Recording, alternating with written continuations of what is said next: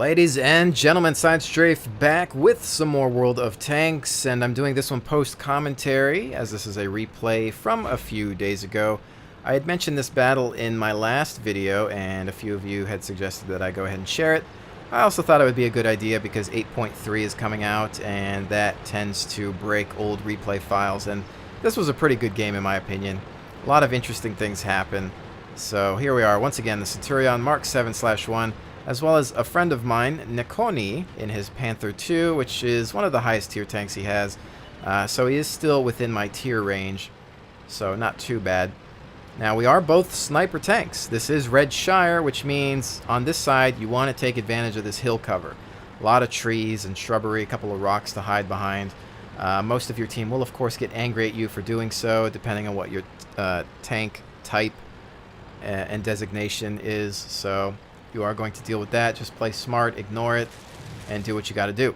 Now, while that tree knockdown may have been an accident, you'll notice how later on I tend to use a lot of these trees for cover and knock them down on purpose. Type 59, 417 points of damage. He's like, ouch. Mommy, that hurt.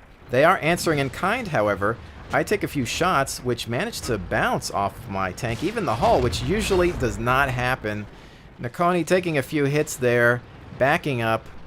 He is now down to about 75%. He's like, all right, I'm out. Peace. Not going to deal with that. Too much fire. We have been lit. Some tanks got really close to us. And I decided to purposely knock down trees to create more camouflage. You'll notice I do a few more a little later on. I see this IS in the corner of my eye. Not much to shoot at, but I'm going to go for it. Relying on that British accuracy. He's not that far away, so it really wasn't that bad, but here's who we need to deal with. These T-43s and Type 59s that want to come up to us and light us up. Even with the tree cover, they tend to make you visible to the enemy. There's a 226 from my buddy there. And I don't want to push my hull too far over these hills. There's an M46 Patton. I know that I can pen his turret if I can actually hit it. He manages to skirt and miss the shot, which of course can be painful in this tank because of the reload time. There I am, knocking down a couple more trees on the flank there to cover me from those units in the distance, just thinking about the future gameplay. There's that M46. Once again, boom!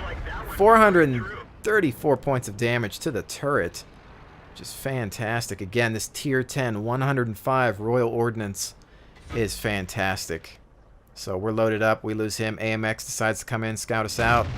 336. Making him think twice about that move. We are taking a couple of them down here. We've only lost a T-44, but you'll see how that will soon change. Type 59 trying to dance out there in the distance. We lose an ELC AMX and the Type 59 there. I'm still maintaining hull down positioning here, using the tree cover, letting them come to us. It is now 3-3 here in terms of the overall score. A couple more trees get knocked down as I try to get a shot off on this Patton. Once again missing, perhaps hitting the terrain there. There's a Tiger 2 and Type 59 in the distance, as well as a Type 62. This could be the killing blow right at his turret. 247, finishing him off. While we have a Super Pershing trying to roll up, overextending, putting himself into harm's way, getting a little cocky there. Not necessary, friends. Pull back. We've got a Type 59 in the distance, just skirting the terrain with his hull above ground. Don't really have much to shoot at. AMX to the left. Try to take a shot at it. Unfortunately, not a proper lead. May have hit something as well. Maybe a house. Can't really tell. Hard to see without a full silhouette or the actual tank in picture. But that Super Pershing is taking a beating. Not a whole lot I can do. I don't really see any targets, and I'm not going to be foolish enough to push forward. We have all this tree cover. Use it. It's there for a reason. You have to realize what the game developers and the map makers are putting this cover here for. There's a T-69, American medium auto-loading tank. Can easily put some hurt on my tank if he gets too close. All right. Tiger 2 in the distance, just driving, going out for a stroll. I decide to wake him up a little bit there. But we soon lose him as a target. I switched to the T-44 here, which of course can provide some scouting benefits, if you will, to the enemy team. So we want to make short work of them as well. Tiger 2 once again comes into view. So I decide to focus on him. My buddy's on the T-44. We were trying to coordinate fire. Focus firing is always key when you have a platoon mate around, but I just didn't have his shot. Maybe he didn't have mine, not sure. He probably had a shot on the Tiger, but at that point, I think we were a little bit panicked due to how the rest of our team was doing. There's a Type 62 that takes a massive hit. We've got a T-44 on our team complaining about the fact that we are on the hill. That tends to happen a lot on this map. People get mad. They overextend. We couldn't save their butts. That's an ammo rack on that Type 62. This guy's still mocking us a little bit here. There's a Super Pershing, which I know I can usually grab him around the turret location with this gun. I go for a blind shot. I'm not sure if I had put anything into him there, if an ally had done that as well. So just trying to focus on a good point, leading him, going for the top of that turret, trying to bypass that spaced armor. You can see that we are down to 4 tanks. Ladies and gentlemen, this looks like a loss, not really going our way. Type 59, pen no damage. Nikoni managed to get a hit there. We are just trying to focus fire, call out targets at this point. But as I recall, his health isn't that great at this point in time. We're taking some shots from the right, T-44 possibly, and I'm going to see if I can grab him, shut him up. We both focus fire on the T-44, take him out, he's done. And as you can see, he's down to 1% health there. Not great. I just say, hey, stay alive, man. And as you can see, the Type 59 we took out is not so happy because he got taken out by a Centurion. How embarrassing, he says.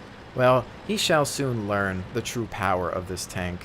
But think before you speak, ladies and gents. So anyway, here we go. I'm just telling, once again, Nikoni, stay alive, man. Just stay alive. Keep yourself hull down. Take shots, targets of opportunity only. This Super Pershing is down. Panther 2 coming about. This guy still thinks that British tanks suck. All right, if you say so. We're just watching it. It's down to 3 here. We do have a Type 59 driver going over to the enemy base. I'm going to switch it back to the automatic camera control here so you can see more of what I was looking at. Again, just telling Nikoni, stay alive, man. These guys in the chat saying, oh, you know, why do you think nobody plays them? The other guys letting them have it was, hey, I guess you just don't know how to play them. That's true. You got to know how to play all of these tanks. They all have their own methods. Anyway, here you go. Check this out. Ferdinand takes out Nikoni behind the house. I let the Lion have it with a shot. You can see a tree falling in the distance, which means we got more coming up. I'm like, all right, get behind cover. All I have is this house. 3 tanks right there. The Ferdinand, pay attention to the fact that he just disappeared. These guys are rolling in. They are cocky, overconfident, think that it's going to be all over here. Tiger misses his shot. I throw one into the Panther 2. That shot didn't really do much to me. Tiger coming in, tries to ram me, damages himself instead. And that's something you need to learn about the Centurion. Lion is down. I come to finish off the Panther. Another blast. Not much from that. Going right up to him saying, hey, shoot at my turret. There you go. Panther is down. Tiger not doing anything or missing or just hitting the wrong parts of my tank. Both flags are being captured. This could be a draw. He starts to use the Panther 2 carcass as cover. I'm thinking, well, I know I can take this Tiger out, but I just don't want to take a bad shot to my weak ammo racks on this tank. And just kind of playing it safe here, thinking, well, this is going to be a draw, but we're running out of time. Lots of pressure here. He misfires, hits the carcass. I go in for the killing shot, and boom, let that Tiger have it. I'm thinking, all right, what can I do now? I'm just going to head back to base, and the Panther 2 complimenting the fact that my tank is a beast. Although I wouldn't say quite invincible. I did get lucky here. There's a shot that lands right in front of me. Could it have been from the Ferdinand, who just disappeared? There, we managed to stop the capture, thereby perhaps preventing a draw. Not sure what it would have made it out there. We did manage to get the capture. Special thanks to that Type 59 that did manage to go around and go for the flag cap, because this could have been bad. The Ferdinand on their side disappeared. Not sure where he decided to go. He could have helped his buddies out a little bit more. He just didn't. The T69 as well decided to go for a cap instead. Unfortunately, my buddy dropped there. I took some bad hits in the beginning of the game. So as we've managed to find ourselves back in the garage, I thought I would discuss a few things, perhaps an after-action report, if you will, as the victory screen is missing from replay files ever since they updated how that worked. I wasn't able to grab any screenshots of it, of course, because my game decided to crash that day as I was looking at all my details, which really ticked me off because I would have loved to have some screenshots of those statistics. But anyway, I'm going to just go ahead and pull up my service record here, which is pretty much open to the public anyway. But for those of you that are curious, I want to see it right now. This is what it is. Nothing special, nothing to write home about. In fact, I don't have as many battles as a lot of people do. I did play this game from, the North American beta starting point. Played it for many months. When the game actually launched, I was just kind of burnt and didn't want to play. So there was a lot of launch time where I didn't play for a couple of months, and then I got back into it, started making videos for it again, and just started racking up my points here. Now, of course, victory percentage. This is typically average for most people. You can see 51% and 48% in terms of the defeats, 40% in terms of battles actually survived. Win, lose, or draw with that. I find that most players have a ratio like this. There's just not much you can do about it. You're going to lose a match. A lot of the times it's going to come down to your team, and there's just nothing you can do about it. So that is what it is. Sometimes you die and it is your fault. It's luck of the draw there. So that's that. I don't really put too much stock into this. Of course, if it's too extreme to one way or the other, it could mean something, but that's that. We can look at the Centurion in general, I suppose. You can see here, probably one of my best tanks, probably one of the best games I've ever had. I really don't think I've ever gone further than 8 kills in a battle. I know there's a lot of people out there that can do 11 sometimes and get away with it, look like a pro. But I am a bit more passive, less aggressive than most people in this game. So, my stats are going to speak for themselves in that regard. You can see my ratio wasn't amazing with this tank. I wanted to show you that while I am showing you a lot of good games sometimes, that I'm not perfect, I'm not invincible. 86 and 82, that's not good in my book, but, sometimes it can't be helped. You can see battles survived, 75, which, that does help to show you might be playing correctly. Some may think perhaps you're playing too passive once again, though, but, at tier 9, the expense is unsatisfactory to me, so I try to stay alive as much as possible while helping the team out. So you can see here, destroyed 192 tanks with this tank. Maximum destroyed in battle, 8. Like I said, hit ratio 81%, which is pretty nice, if I do say so myself, with an average of 301.969 damage. There that is.